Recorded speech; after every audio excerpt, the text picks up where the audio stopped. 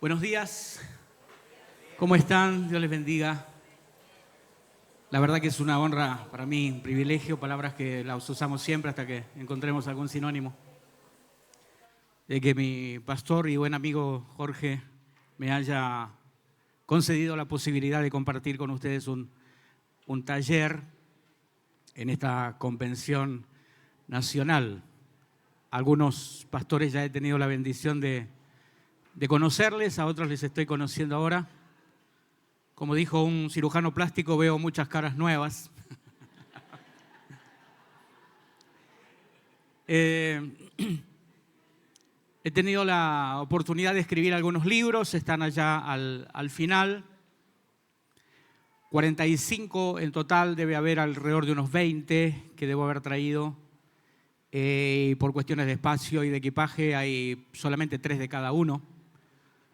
Pero antes de que salgan corriendo para allá a comprarlos, le comento de un par de ellos muy brevemente. Hay uno que se llama el contrato ministerial, el contrato espiritual del ministerio. Es un manual de ética ministerial que nos ayuda a relacionarnos con nuestras autoridades en la iglesia, con nuestros pares y con quienes tenemos nosotros responsabilidad. Esa línea se ha ido diluyendo en el tiempo y hoy, lamentablemente, no solo fuera, sino dentro de la iglesia, las autoridades que Dios puso son desafiadas de manera irrespetuosa y se rompen parámetros que jamás deberían ser tocados. En la sociedad se han roto esos parámetros también. Los alumnos tratan a sus profesores como a un compañero, los hijos tratan a los padres como si fueran uno más del grupo. Y cuando se rompen esas líneas de autoridad, la sociedad sufre. Así que les recomiendo este manual que se llama El contrato espiritual en el ministerio. Cuando uno sirve a Dios, no entra al ministerio para hacer realidad sus sueños, sino para hacer la voluntad de Dios. Y este manual nos ayuda a eso. Y el otro libro que le comento se llama Cómo liberar lugares. Es la respuesta de la Biblia a la gente que siente ruidos o ve cosas o tiene miedo de estar en su casa, de dormir con la luz apagada. ¿Por qué pasa eso y cómo liberarlo? Que es lo más importante. Cómo liberar personas y cómo transformar tu comunidad desde la intercesión. Hay un montón de materiales allí atrás que ustedes los pueden adquirir. Si se acaban los que están en papel, pueden abonarlo y recibir a vuelta de correo electrónico el archivo en PDF. Incluso va a tener obviamente que le va a salir menos el PDF que la impresión en papel. Está a mi derecha al fondo, o sea, no es el baño, al fondo a la derecha están un par de mesas con los libros. Y después hacia este lado hay literatura, Biblias, no las he escrito yo, el libro que estoy promocionando de este lado son los que escribí yo. Y hay artículos de regalería para los que no han comprado nada todavía, para enseguida cuando tengamos que intercambiar regalos. Amén. Yo, como no sabía si es al azar o si los hombres le regalamos a los hombres, las mujeres a las mujeres o mixto, no sabía si traer un iPhone, una cartera Louis Vuitton, no supe qué comprar, la verdad. Así que no traje nada, con algo voy a zafar. Bien, cuando hablamos de ensancha, entramos en el tema. Antes de darle el pasaje que vamos a mirar esta mañana, es muy amplio el concepto, y esto es lo interesante de ensancha. Ensancha no es solo una visión, y mucho menos ensancha es un deseo. Ensancha es un concepto, pero sobre todo es una decisión. Los buenos deseos no cambian nada, las buenas decisiones cambian todo. Todos los años, para fin de año, la gente se llena de buenos deseos, levantan su copa el 31 de diciembre y desean un año próximo lleno de bendición y lleno de todo y de amor y de paz para todo el mundo. Pero luego llega el año y uno vive la realidad de lo que decide, no la realidad de lo que desea. Entonces, ensancha es un concepto que nos lleva a una decisión. Tanto en lo espiritual, ya que estamos en el ámbito de iglesia, ensancha tiene que ver con estar nosotros dispuestos a ampliar nuestra manera de entender las cosas, ampliar nuestra mentalidad espiritual dentro del reino a aprender nuevas cosas, a desaprender algunas cosas que quizás las sabíamos mal y a dejar que el Espíritu Santo nos lleve a experiencias que nunca antes vivimos. Ensancha es un concepto maravilloso si lo entendemos como concepto espiritual de crecimiento, de desarrollo. Anoche vivimos una experiencia maravillosa aquí. Me deleitaba, estaba sentado yo al fondo. Me siento en el fondo porque yo en el fondo soy bueno.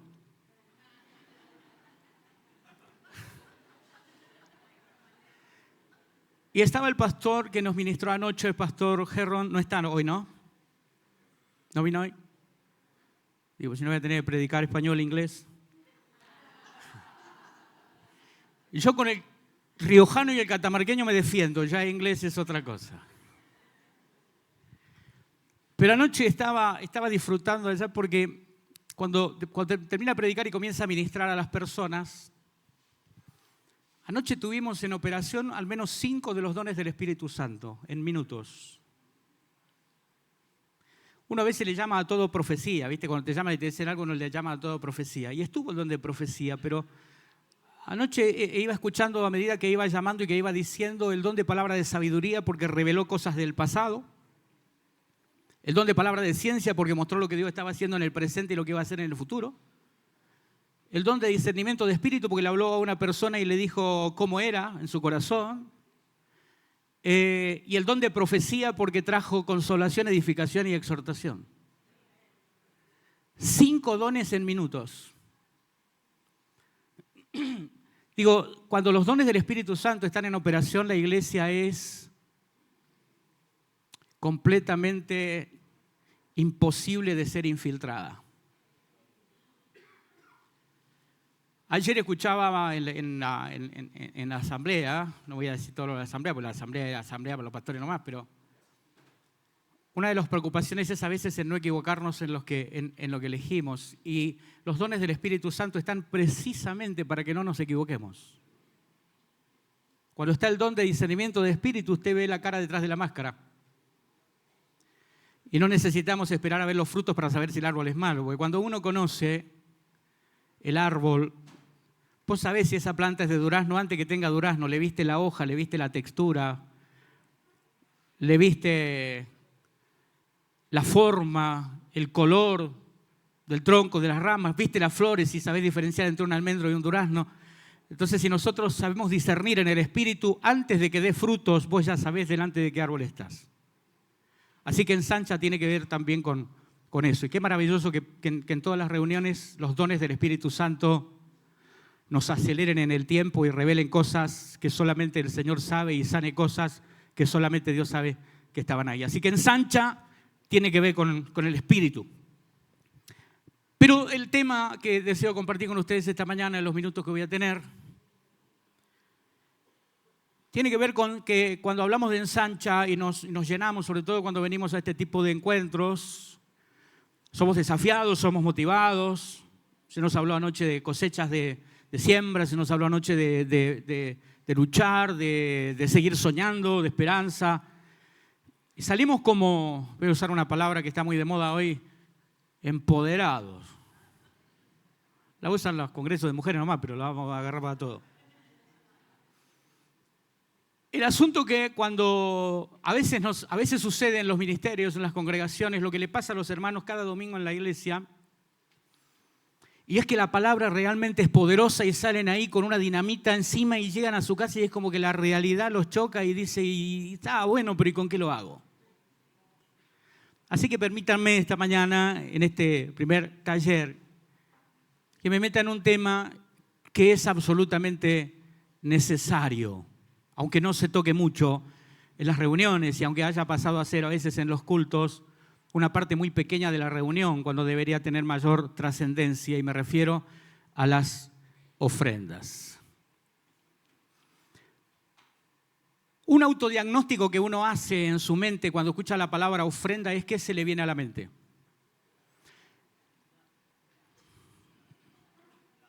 ¿Con qué relacionan ofrenda? Con dinero, ¿verdad? Y ese es el problema. Hasta que entendamos el concepto de que ofrenda es adoración, siempre vamos a tener un conflicto con la ofrenda. Entonces el momento de la ofrenda va a resultar un momento incómodo, molesto. El que le toca tomar la ofrenda no sabe cómo hacerlo, se quiere sacar el momento de encima, como una brasa que le quema las manos. Por eso hay iglesias que ni siquiera recogen ofrendas, ponen una caja en el fondo, le ponen un cartel que encima, para falta de respeto a Dios, no dice ofrenda, dice limosna.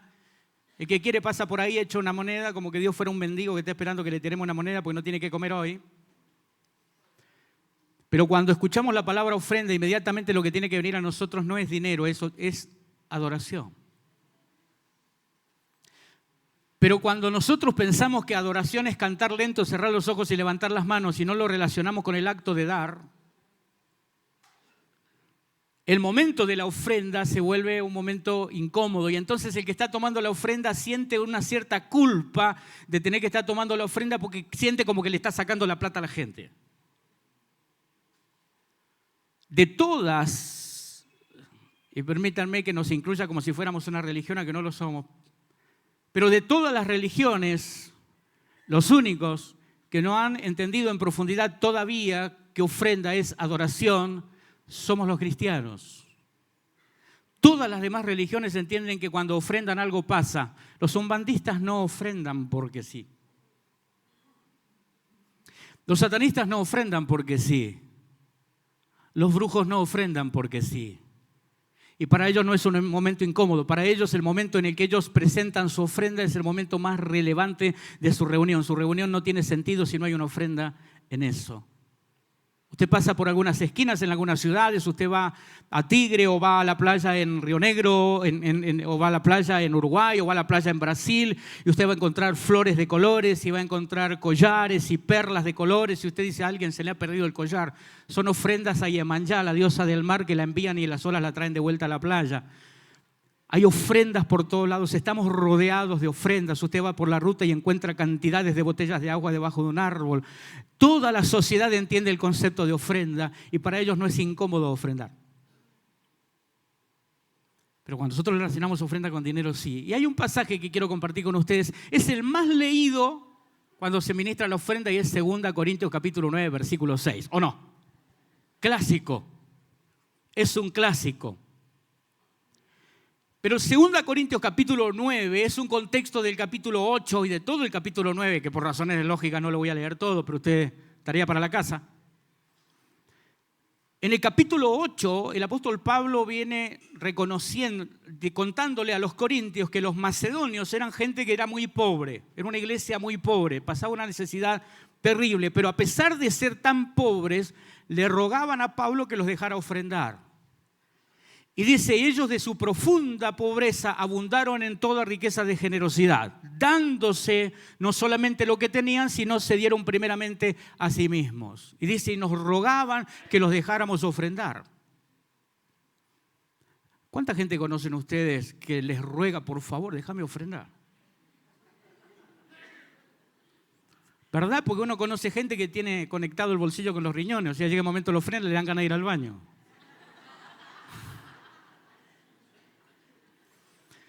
Nos rogaban que los dejáramos ofrendar. ¿Conoce gente así? ¿Alguna vez le pasó como Moisés que le tuvo que decir a los hermanos, basta, no traigan más porque es suficiente? No.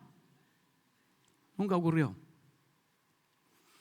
Entonces, 2 Corintios capítulo 9, del verso 6 en adelante, es un contexto. Y en el capítulo 9, Pablo le está diciendo a los corintios, recordándoles una promesa que ellos habían hecho el año anterior, de que iban a juntar una ofrenda generosa para que cuando Pablo pasara por ahí el año siguiente, le entregaran esa ofrenda. Entonces, ¿qué es lo que hace Pablo? Le envía una carta y le envía la carta con unos hermanos para entregar esa carta antes de que él venga y dice, yo les conté a los macedonios, yo estoy parafraseando todo el capítulo 9 del 1 al 5, le conté a los macedonios que ustedes iban a ofrendar y ellos van a ir conmigo.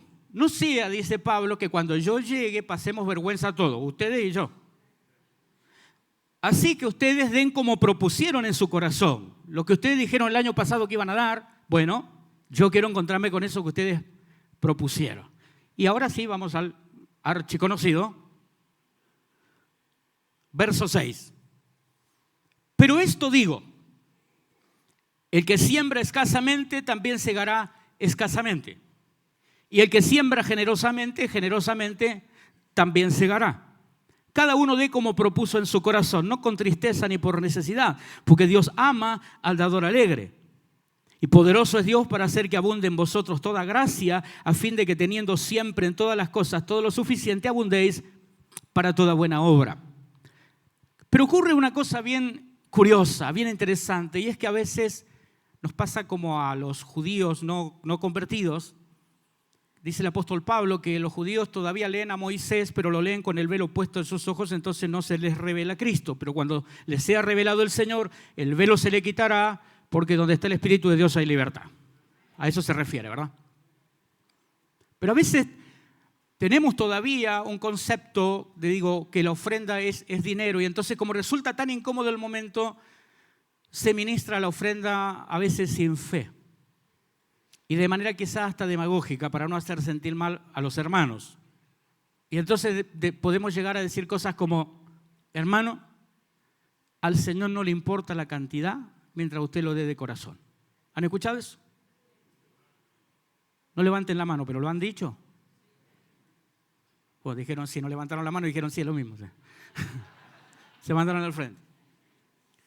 Pregunto yo, ¿a Dios le importa la cantidad que damos o no? Hagamos una encuesta. ¿Cómo era? ¿Positivo? ¿Se abstiene o no? ¿Cuántos dicen a Dios le importa la cantidad? Levanten la mano los que dicen a Dios sí le importa la cantidad. Pueden bajar su mano. Los que dicen a Dios no le importa la cantidad mientras lo demos de corazón. La mayoría se abstiene. Es inteligencia, porque dice, cuando dé la respuesta correcta van a decir, es lo que iba a decir yo. ¿Viste? Porque todos hubiéramos matado a Goliat de un piedrazo nada más que, bueno, lo dejé que lo hiciera David. Siempre así. Pero la Biblia dice en este pasaje que a Dios sí le importa la cantidad. Porque el que siembra, ¿cómo? ¿Cómo va a cosechar? ¿Y eso es actitud o eso es cantidad? Entonces fíjense que hablamos de que no seas escasa y después sembramos escasamente. Es imposible ensanchar los sitios de tu tienda si estás juntando moneda para 10 centímetros de tela. Entonces ensancha implica mayor inversión.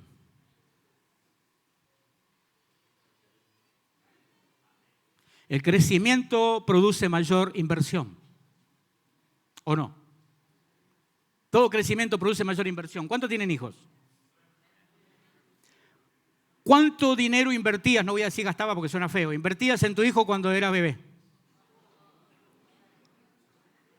¿Mucho o poco?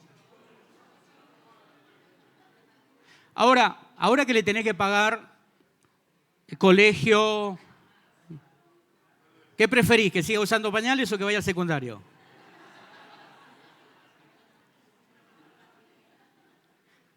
¿Y por qué estás pagando más? Porque creció. ¿O no? ¿Cambiás de vehículo a un modelo más nuevo? ¿Pagás menos o pagás más?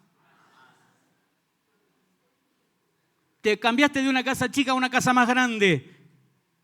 ¿Gastás más en productos de limpieza o menos? ¿Tenés más ropa que antes? ¿Lavás más o lavás menos?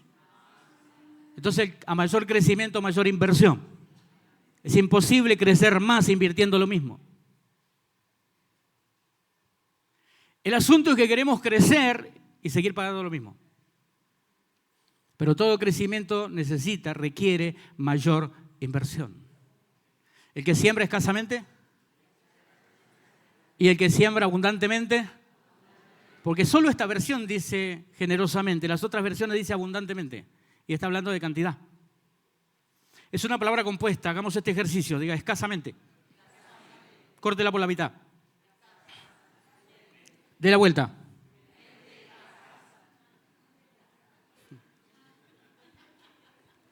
Ve que es una cuestión de mentalidad. Es una cuestión de mentalidad. Isaías 32:8 dice que el generoso pensará generosidades y por sus generosidades será exaltado. Entonces uno desarrolla una mentalidad de generosidad en el tiempo. Pero cuando uno va a ofrendar, tiene que pensar también en ofrendar generosamente, porque el que siembra, y lo otro que también el concepto, no me voy a desarrollar más en eso, pero el concepto de ofrenda es una semilla. Entonces el que siembra generosamente, no me lo estoy inventando yo y no estoy leyendo el libro Mormón, esto está acá en la Biblia. Ahora, fíjese que a pesar de que la Biblia está hablando de cantidad, uno toma la ofrenda contradiciendo la misma Biblia que acaba de leer y entonces después que uno dice, porque el que siembra escasamente, segará escasamente, el que siembra generosamente, generosamente cosechará y después le salimos con, a Dios no le importa la cantidad. O sea, escribimos con la mano, borramos con el codo. Porque es más fuerte en nosotros el velo que todavía tenemos que sacarnos del catolicismo, de que pobreza es sinónimo de humildad. Entonces dice la familia humilde, el barrio humilde, la casita humilde. Y hay gente que no tiene nada y son terriblemente orgullosos. Y hay gente que tiene de todo y son gente humilde. Pues la humildad no tiene que ver con el bolsillo, tiene que ver con el corazón. ¿Amén? Entonces la generosidad es una mentalidad desarrollada en el tiempo. Uno a veces es generoso por error. Yo sé contar a un hermano que había preparado en un bolsillo, porque hay como un bolsillo, los varones, las mujeres llevan la cartera, pero los varones tenemos el bolsillo de la ofrenda, ¿o no? ¿Cuánto tienen en el bolsillo de la ofrenda? ¿Saben que la plata que pusieron ahí por la ofrenda? Y el otro bolsillo que es el bolsillo para las cosas de nosotros. Bueno, resulta que este hermano tenía en ese momento un billete de 100 y un billete de 20. El de 20 era para la ofrenda, el de 100 era para la heladería. Pero como estaba conversando con él de al lado y con la mano ocupada con la Biblia, la mano del lado del bolsillo de la ofrenda, cuando pasan con el ofrendero por el lado de él, ocupa la mano libre y mete la ofrenda, y después que metió la ofrenda, algo dentro de él le dijo, te equivocaste de bolsillo.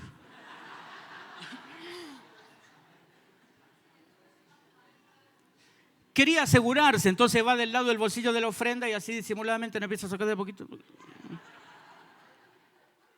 Juan Manuel de Rosas.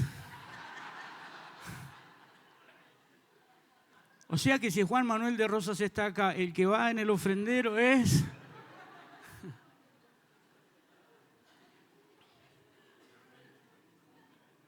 Eva, dijo Adán.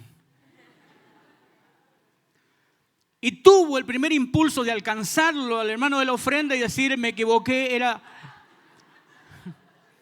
Le dio vergüenza, se levantó igual, lo alcanzó y metió el de 20 también. ¿Por qué? Porque esa misma semana él entra a trabajar como chofer a una empresa de colectivo y justo la semana antes de que él empiece a trabajar, el sindicato consiguió un 30% de aumento. El tipo cayó con 30% de aumento. Nunca había tenido esa plata, pero él seguía ofrendando 20 pesos como cuando no tenía. ¿Y cómo es el principio de la ofrenda? Pablo dice, cada uno dé conforme haya prosperado. O sea, si gano más no puedo seguir ofrendando igual. Si ganás más, tu diezmo crece, pero también tu ofrenda crece. ¿A ver? O sea, si ganabas 100.000 pesos, ofrenda 100 pesos, gana 150.000, sigue ofrendando 100 pesos, le aumentan a 300.000, no puedes seguir ofrendando 100 pesos. Cada uno como haya prosperado. Yo por las caras me doy cuenta de los que relacionan ofrenda con dinero y ofrenda con adoración. Acá se ve todo.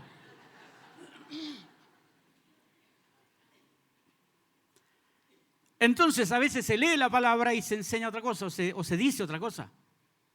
¿A Dios sí le importa la cantidad o no? Bien. Entonces no digamos nunca más la frase esa de, hermano, no importa, así sea una moneda, porque a Dios no le importa la cantidad. Porque inmediatamente ¿a dónde vamos con lo de la moneda? A la viuda. Había una viuda que dio de... Pero ¿por qué la viuda dio más? Porque el Señor no midió la ofrenda en ese momento por cantidad, sino por porcentaje. El 100% de algo es todo. Y Jesús dice, ella dio más que todos porque ella de todo su sustento dio todo lo que tenía. Así que nadie se compare con la viuda a menos que ponga todo lo que tiene en la ofrenda. No quieren ser viudas ahora.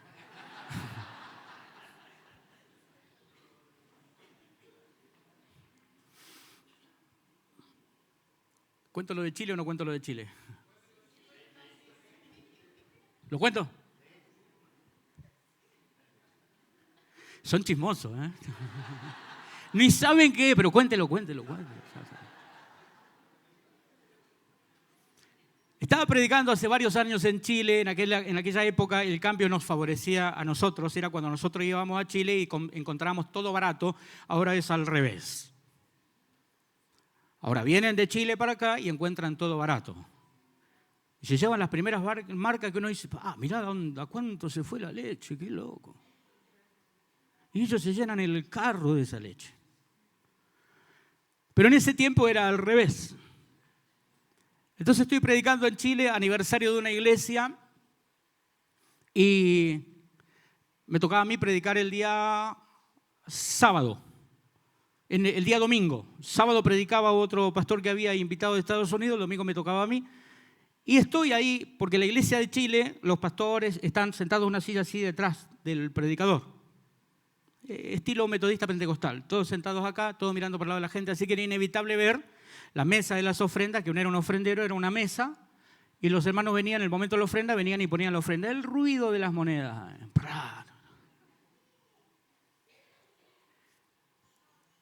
Y enfrente de la iglesia no estaba todavía terminada, le faltaba el techo.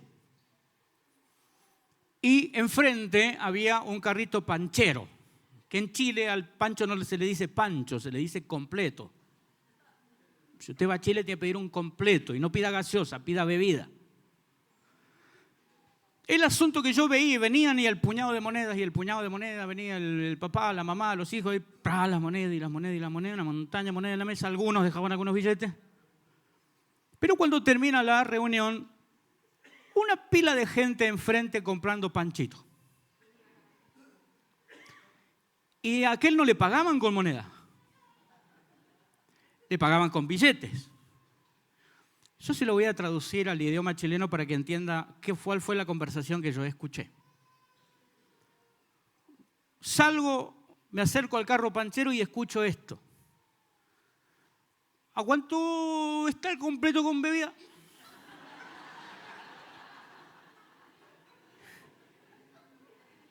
Una luca ya son 1.000 pesos.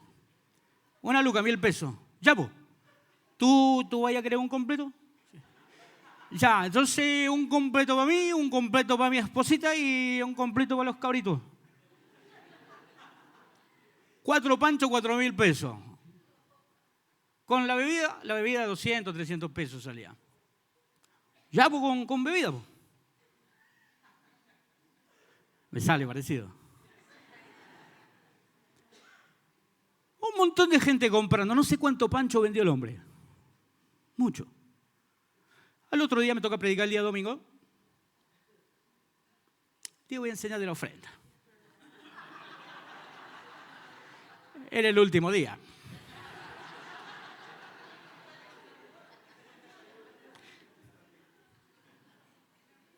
O sea, como hoy, pero ustedes no son iguales.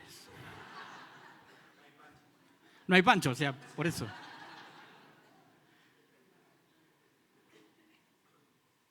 Pero esto es como que, a ver, imaginemos, volvemos con nuestra imaginación. Supongamos que en el momento que se tomó la ofrenda ayer anoche, llegó el momento de la ofrenda y 200 pesos de ofrenda. Después vamos a la cena y 2.000 pesos la saborizada.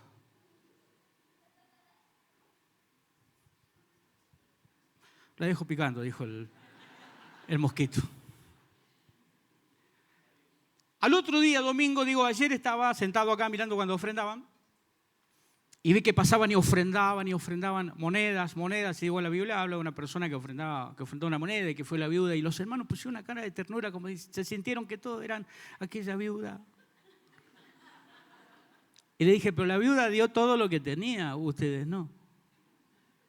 Ya cambiaron las caras, ya no había tanta ternura. Y le digo, porque ustedes pusieron acá 100, 200, 300, 400, 500, el más generoso, y después se gastaron 4.000 enfrente. Y ni siquiera es cristiano el que vende pan completo, yo para adaptarme al lenguaje, el que vende completos allá enfrente. Y ustedes no tienen techo. A ver, imaginemos esto. Ustedes están tratando de ponerle el techo a la iglesia con 400 pesos, invirtiendo 4.000 en el carrito de enfrente. Cuando yo vuelva a esta iglesia, le digo, ustedes van a seguir sin techo y el de enfrente va a tener un restaurante.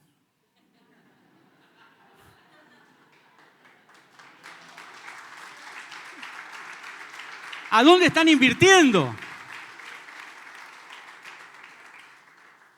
Después me arrepentí de decirlo, porque digo, capaz que le estoy dando idea.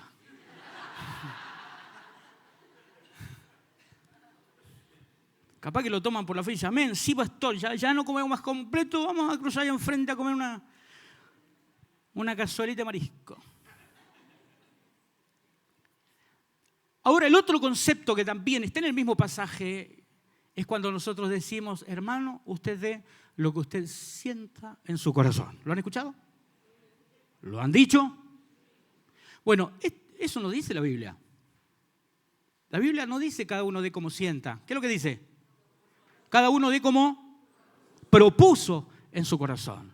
Porque uno no puede manejarse en la vida por lo que siente, porque eso es una irresponsabilidad tal cosa. Nadie se puede manejar en la vida por cómo se levantó ese día, o por cómo se siente, o por lo que siente. ¿Verdad que es irresponsable? Uno se tiene que manejar en la vida por objetivos, por lo que uno se propone, ¿o no? ¿Cuántos cuando suena la alarma en la mañana temprano para ir a trabajar sienten levantarse para ir a trabajar? ¿Y qué haces? ¿Haces lo que sentís en tu corazón o haces lo que te propusiste? ¿Cuántos tienen hijos que van al colegio en la mañana? Y cuando logras levantarlos, ¿sienten ir al colegio? ¿Y qué le dicen ustedes? No importa, hijo, vos hacés lo que vos sientas en tu corazón. ¿Cuántas veces cree usted que irían al colegio? ¿Verdad que nadie educa a un hijo haciendo lo que haga lo que él siente? Es más, aunque no lo sienta, tiene que ir al colegio. Porque si no va, lo va a sentir.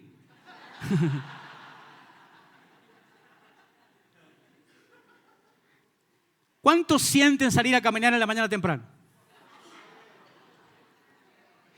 Y se lo dice a sí mismo serio. No, esta semana yo no voy a empezar a caminar, ¿viste? Pues entendí mal el ensancha.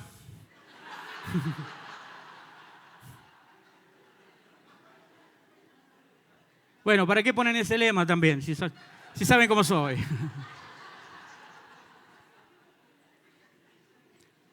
Pero cuando después te olvidas que pusiste la alarma para salir a caminar temprano, y dices, ¿por qué está sonando a esta hora el reloj? O los que dicen, me voy a empezar a levantar a orar de madrugada. Después dices, ¿quién puso el reloj a las 4 de la mañana? ¿Qué puso? ¿Por qué está sonando? Pero si vos te propones cosas, cuando te propones, voy a ayunar. Me voy a levantar de madrugada a orar, voy a salir a caminar, voy a ir al gimnasio, ¿viste? No eso que coleccionás folletos de gimnasio, no. Porque ya uno siente que arrancó el gimnasio cuando fue a averiguar, ¿viste? Sentí que estás haciendo algo por tu salud física porque fuiste y averiguaste. Estuve averiguando en el gimnasio. Es como si yo pienso que estuve averiguando en un restaurante como que ya comí. Estoy lleno, estuve averiguando los precios en el restaurante. Entonces dice, cada uno dé como propuso. Diga conmigo, propuso. Yo me tengo que proponer cosas en Dios. ¿Usted cree que toda la gente que está en el ministerio todo el tiempo siente hacer las cosas que hace? Muchas veces siente quedarse en la cama un rato más, muchas veces siente el desánimo, muchas veces siente que tiene que atender gente que de verdad no lo atendería, pero se propuso que va a servir a Dios y le sirve.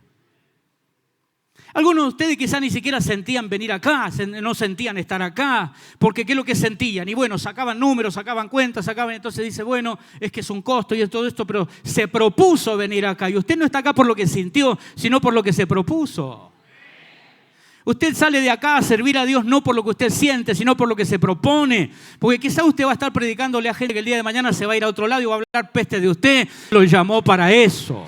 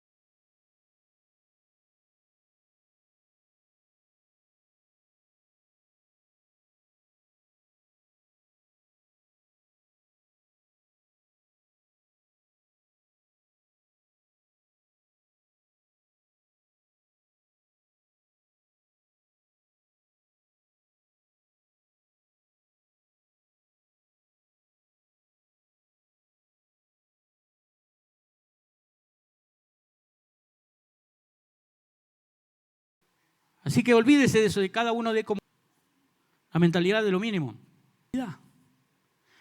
Es interesante esto, porque ¿a quién le damos cuando ofrendamos? ¿Qué necesitará Dios? ¿Le hará falta algo? Lo vi el otro día, creo que no tiene zapatos. ¿Qué le parece, hermano? Juntamos para comprar unos zapatos al Señor. Y esto me abrió la cabeza en una cosa bien interesante. ¿Qué haces si tenés, si un amigo, pero el mejor amigo tuyo es multimillonario?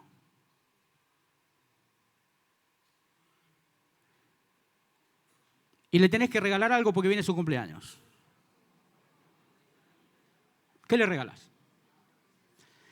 El primer filtro, cuando uno va a regalarle algo a alguien, es ¿qué necesita? ¿Qué le hará falta? ¿Qué le vendrá bien? Pero si no necesita nada o sea, es tan rico que de postre se lame a sí mismo.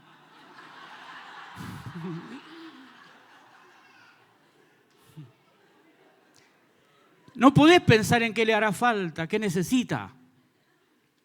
Pero tampoco podés decir no le hace falta nada, ¿qué le voy a llevar? No le llevo nada. Es más, él debería regalar para su cumpleaños, ¿no? Entonces, ¿cuál es tu criterio a la hora de llevarle algo a esa persona que es muy importante para vos, pero que no necesita nada? ¿Qué le gusta? Entonces, ¿sabés que le gusta la música? Por ahí buscás un disco. Le gusta la lectura, un buen libro. O un cuadro que no tenga de algún pintor. A ver, sé consciente y realista. Pero viste que cuando vos le vas a regalar, a dar algo a alguien que no necesita nada, ya tu criterio no es qué le hará falta, no le das por necesidad, le das por relación. ¿Qué lugar ocupa en tu vida? ¿Cómo le demostrás a esa persona el afecto que tenés por ella? Y entonces ya lo que vos le das no se mide en valor o en precio, mejor dicho, no se mide en precio, se mide en valor. Le das algo que significa para esa persona y quizá que signifique algo también para vos. Te desprendés de algo muy bueno para vos y se lo das. Y vos le decís, mira, este reloj que tengo en una antigüedad, mi abuelo se lo dio a mi papá me lo dio a mí. No tengo hijos, ¿viste? Porque no tiene hijos. Quiero darte este reloj. Capaz que él tiene plata para comprarse uno así, pero no tiene ese. Que está enriquecido con todo el valor afectivo simbólico que eso tiene. Entonces, cuando vos le vas a dar a Dios, vos no estás cubriendo ninguna necesidad. Es tu momento de decirle a Dios, ¿cómo le muestro a Dios qué significa para mí? Entonces ya no estás poniendo el de 20 acá para la ofrenda y el de 100 para el helado. O el puñado de moneda acá para la ofrenda y los 4.000 pesos para el completo enfrente.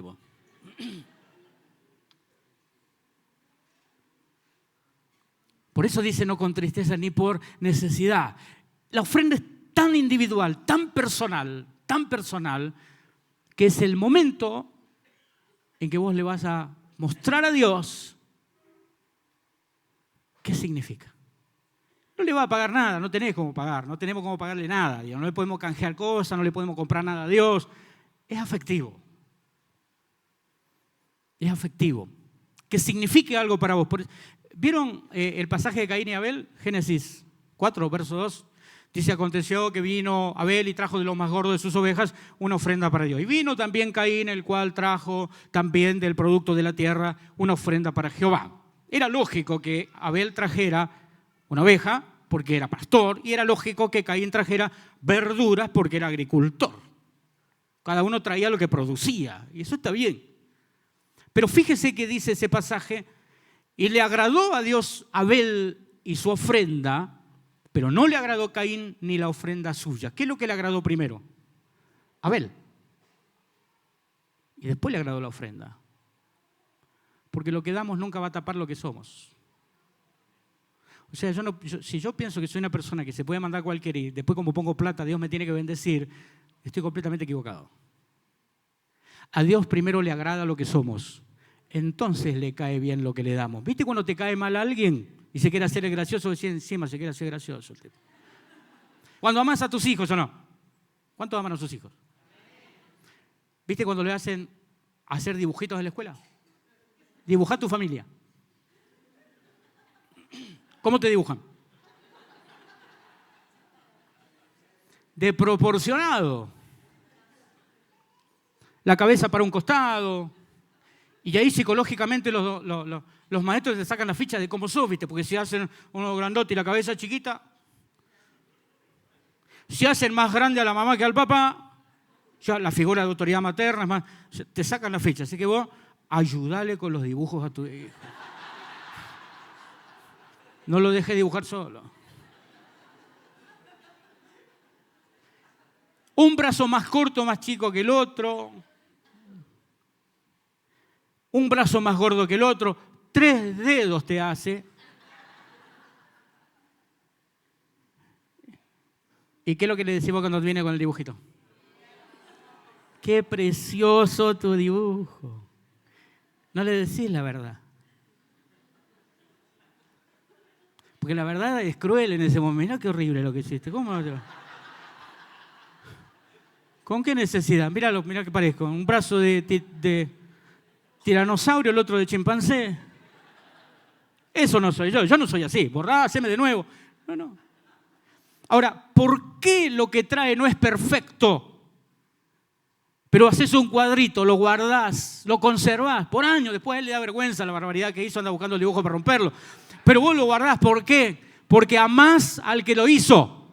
Entonces cuando nuestra vida le agrada a Dios, el dibujito es feo, pero Dios dice, qué precioso lo que me trajiste. Los ángeles miran y dicen, oh.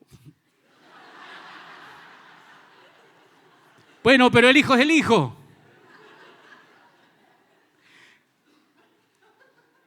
Por eso le agradó a Abel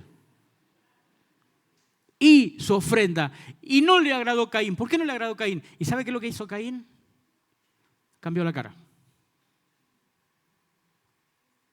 Porque no tuvo la aprobación y cambió la cara. Cuando uno es una persona que anda en búsqueda de aprobación, de que todo el mundo le dé like, se frustra. Y encima se enoja con el otro. O sea, no se enojó con él mismo, pensó que el problema era Abel, entonces hay que matarlo a Abel porque el problema es Abel. Si Abel ya no está, no tienen con qué compararme. No, cuando uno tiene a alguien que es mejor que uno, no tiene que matarlo para pasar a ser el mejor. Tiene que imitarlo para ser tan bueno como él. No es la competencia, es el complemento en el reino. ¿Y qué trajo Abel? Me avisan con el tiempo, o sea, me avisan, me tiran con algo. Trajo lo mejor de las ovejas. Y sabe que los pastores, según Juan 10, Jesús dice que los pastores se relacionan de tal forma con el rebaño que le ponen nombre a las ovejas y a cada una las llama por su nombre y las ovejas oyen su voz, conocen la voz y vienen. Cuando vos le pones nombre a un animalito, lo adoptaste. Lo hiciste tuyo, ¿o no? ¿Cuántos tienen mascotas? Tienen nombre. Tienen nombre. Y algunos tienen 2 nombres. Yo en Caucete conocí a un perrito, creo que era Salchicha. Carlos Jeremías.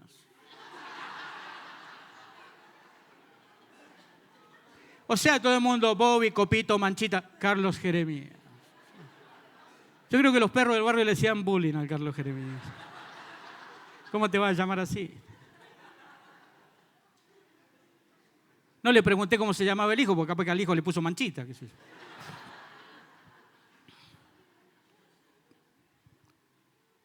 ¿Amás a tus mascotas? ¿Viste que para algunos son como parte de la familia? ¿Les hablan a sus mascotas?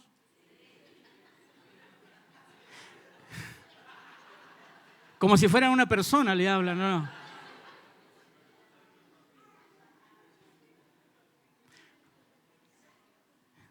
Pensá en esta escena. Para los que no tienen mascota no lo van a entender, pero pensá en esta escena. Vos te vas y queda el gato, el perrito que te mira ahí que te vas y vos decís, portate bien. Bien. Por eso te miran como te miran. Anda tranquilo. No te olvides del Whiskas. ¿Traerías a tu mascota y la degollarías acá? Ahora entendés a Abel, ¿no?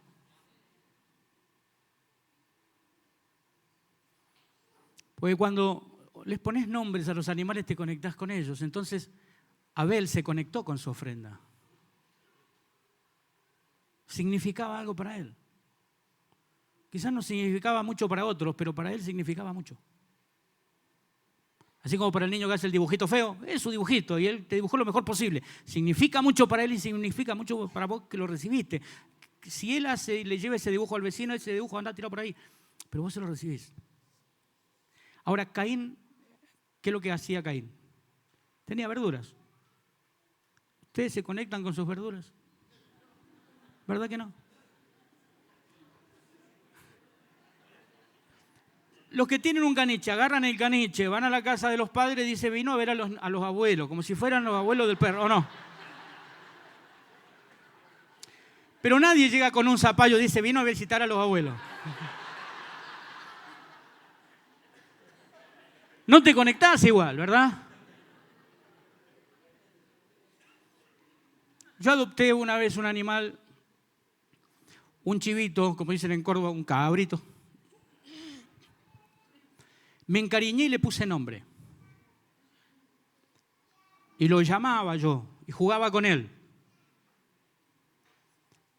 Yo me tendría que haber avivado porque lo compraron cerca del 20 de diciembre, por ahí. O sea, una mascota efímera. Me duró hasta el 24. Y pasé todo el 24 llamándolo, buscándolo por todos lados. No lo encontraba. Y mi mamá me mintió. Le digo, mami, ¿no lo vio? No me acuerdo cómo se llamaba. Estaba riquísimo.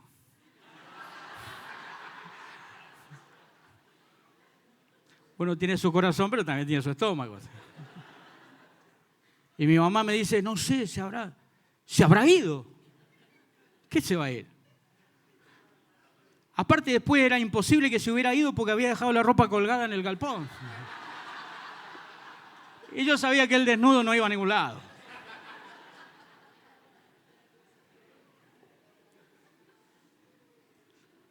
Abel se conectó con su ofrenda.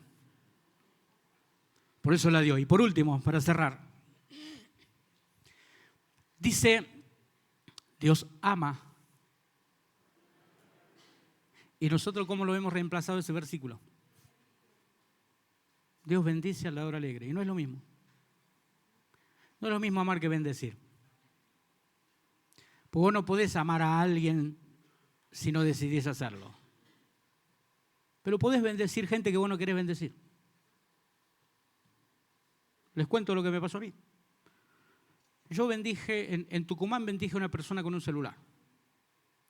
Se me perdió el celular.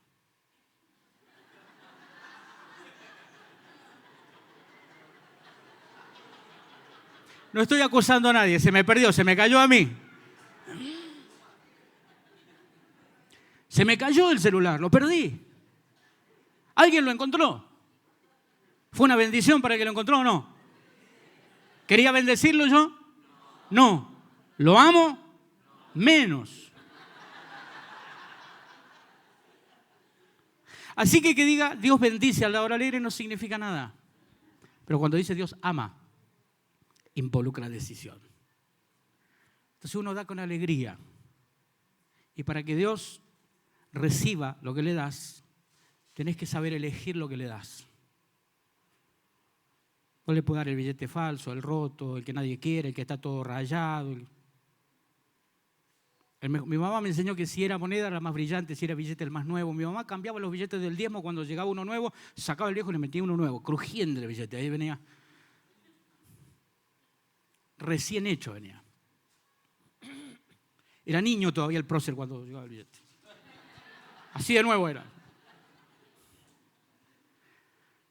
Entonces lo mejor, porque lo mejor es para Dios. Lo mejor para Dios. Elección. Grábese estas palabras, diga conmigo elección. Número 2, entrega. Tenés que saber entregar la ofrenda. No podés ofrendar mientras estás hablando con el de al lado. Por al lado, prestale atención a Dios cuando le ofrendas. Desconectate del resto. Ya sea que pases por al lado, que vengas adelante en el momento que ofrendan. Pero ese momento es tuyo y Dios. Te olvidas del resto. Padre, yo vengo a ofrendarte. Yo te doy gracias por lo que me has dado. Yo quiero honrarte con esta ofrenda, Señor. Es lo que en este momento yo tengo para darte y expresarte mi adoración. No estoy hablando con el de al lado, charlando con el de al lado. Es importante, tan importante la ofrenda que Jesús dice que si vas a presentar tu ofrenda y alguien tiene algo contra vos, deja la ofrenda ahí, porque viste, algunos dicen, no voy a ofrendar, no, déjala ahí. Reconciliate, volvé y dala. Jesús conoce a la gente. Dice, pero si yo le digo, si tenés algo con alguien, no ofrendéis, todo el mundo se pelea con alguien en el momento de la ofrenda. ¿O no? Y número 3, desprendimiento. Diste, olvídate. No le pongas GPS a lo que das.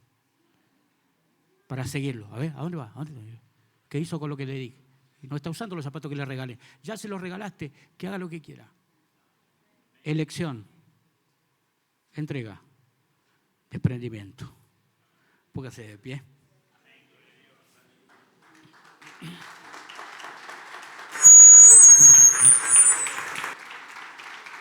Te damos gracias. Te bendecimos porque somos el resultado de tu ofrenda, del sacrificio de tu Hijo que nos trajo vida y redención, de esa sangre derramada por nosotros, de tu gracia sobreabundante. Permítenos, oh Dios, honrarte, Señor, porque eres digno de honra. En el nombre de Jesús. Amén.